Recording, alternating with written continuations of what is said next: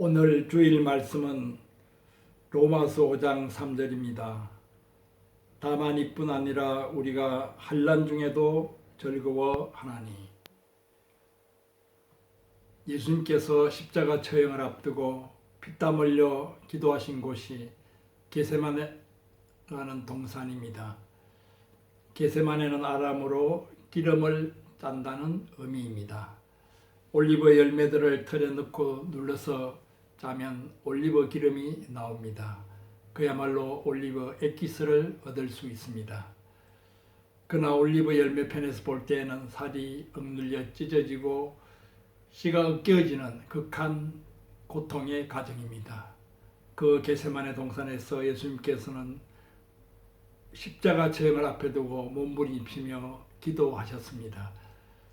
올리브 열매처럼 살이 찢어지고 뼈가 으깨어지고 피를 쏟아내실 십자가 처형을 앞두고 기도하신 것입니다.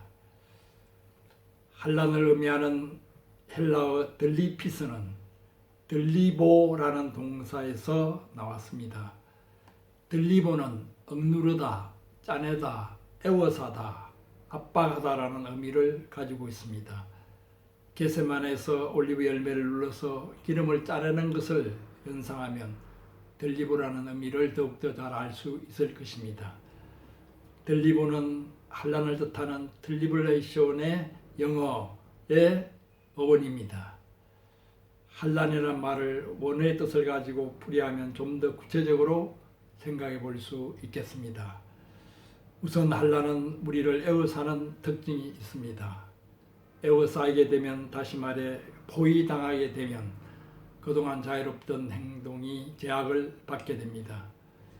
저는 IMF 무렵 생활비를 벌기 위해서 어떤 출판사와 삼국지 번역 계약을 했습니다.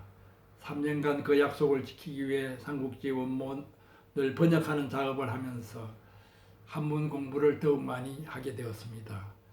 삼국지에서 수도 없이 반복되는 단어가 사면위성입니다.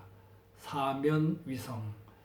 사방에서 성을 에워쌌다는 뜻입니다.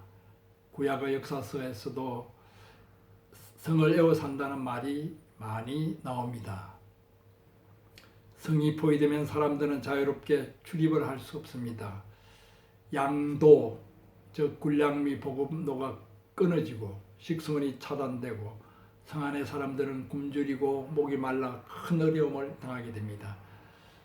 우리에게 다가오는 환난 이와 같이 성을 에워싸듯이 우리를 포위하고 행동과 생활을 제약합니다. 불편한 것은 말할 것도 없고 차츰 답답해집니다. 어딜 가나 항상 그 문제가 따라와 나를 둘러쌉니다.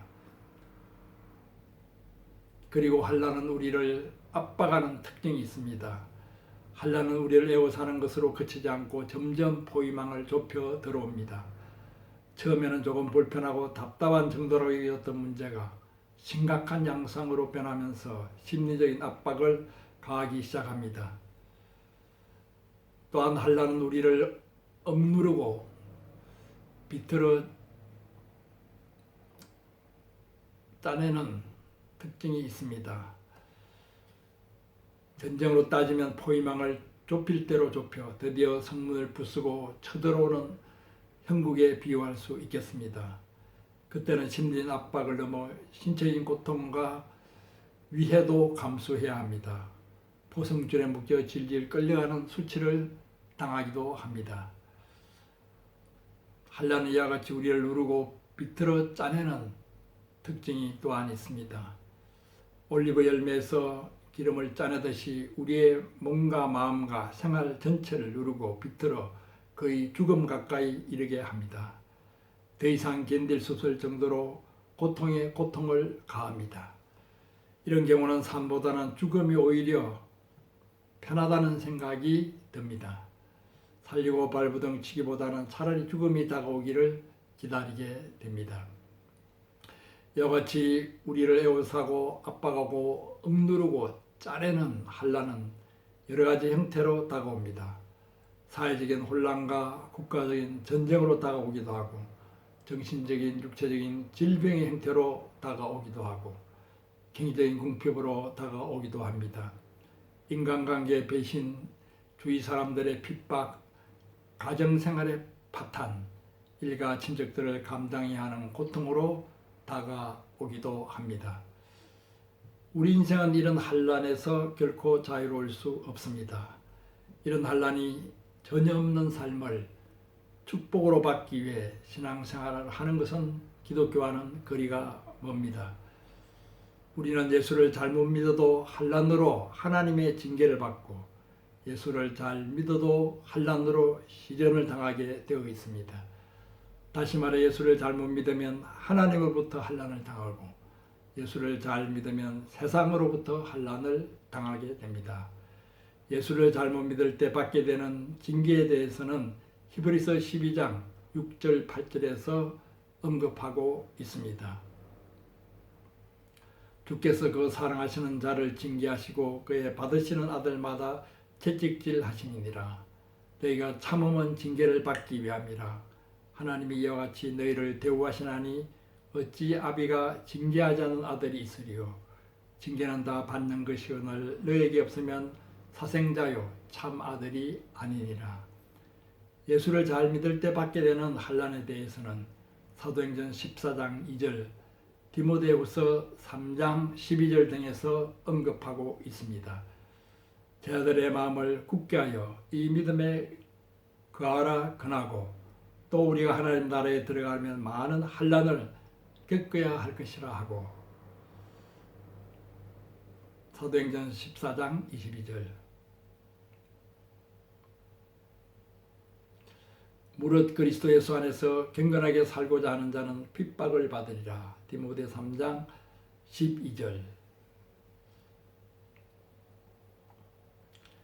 바울이 예수를 믿고 복음을 전함으로 당하게 되는 환난의 목록들이 고린도서 11장 24절 28절에 기록되어 있습니다.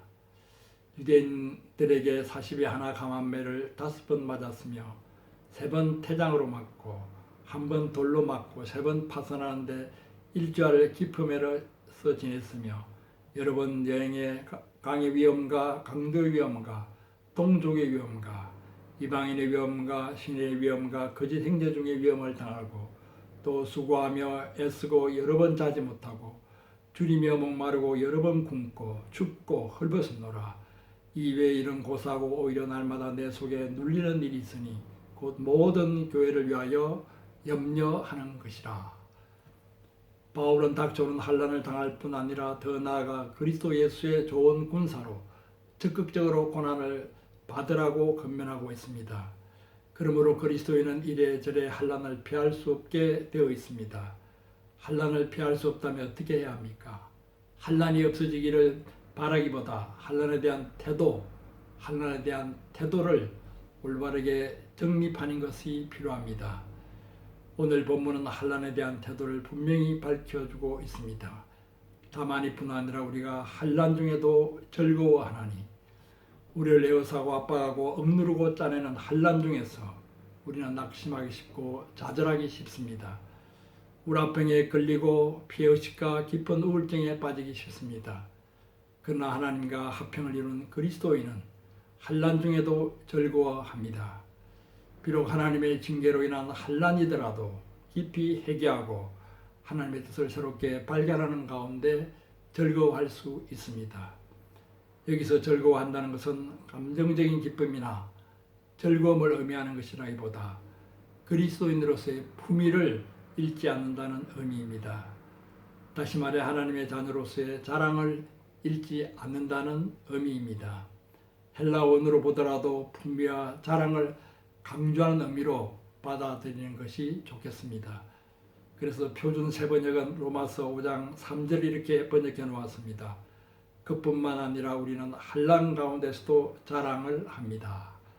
자랑을 합니다는 좀 어색한 번역인데 자랑스러워합니다로 고치는 것이 더욱 낫겠습니다. 환난은 우리를 낙담케 하여 결국 우리로 하여금 인간으로서의 풍미와 자랑을 잃어버리도록 합니다. 그러나 우리는 그 어떤 환난 중에서도 풍미와 자랑을 잃어서는 안 됩니다. 그리스도인은 어떤 환난 중에서도 하나님의 자녀로서의 품위와 자랑을 잃지 않습니다. 품위와 자랑을 잃지 않을 때 즐거움이라는 감정이 자연히 따라오게 됩니다.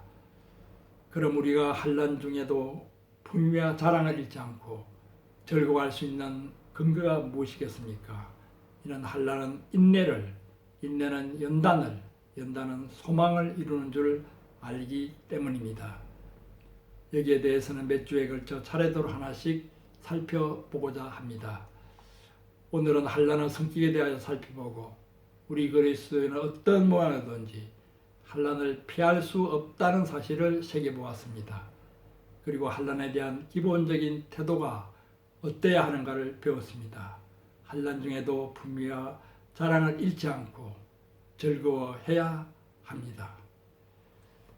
이 어려운 시기에 이 말씀이 여러분에게 힘이 되고 큰 격려가 되기를 축원합니다. 아멘.